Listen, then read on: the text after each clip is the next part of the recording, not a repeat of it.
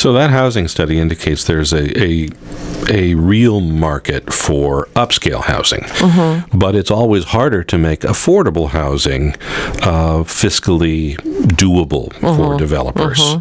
And the shortage of affordable housing is even more pronounced than for upscale housing, upscale apartment housing. So should the town be involved in promoting or incentivizing affordable housing in that space in Uptown South? I'd like to see if there's a project out there that is a possibility for more affordable housing. I'd like to see that where there's potential for a public-private arrangement. I'd like to see it.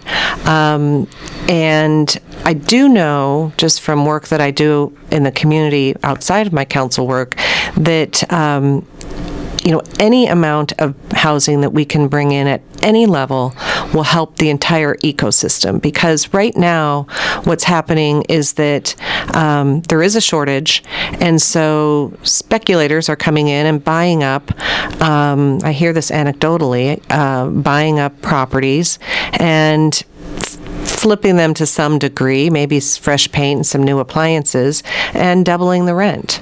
And that's really profoundly hardest on those who have the fewest options. They need to stay under $1,000 for rent. They can't go up to $1,200.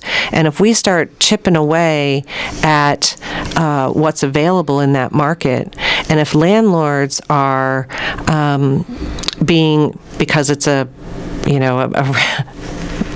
tight market, they're understandably being choosier, that's where the person that has the fewest option, maybe live in that paycheck to paycheck, or if that is the hardest hit. So my belief is if we can really get ahead of, or at least meet, the demand curve, that will take pressure off of everything and will bring things back into a more of an equilibrium whereby there will be properties that are more affordable. So is that a yes or no for municipal incentives for affordable housing?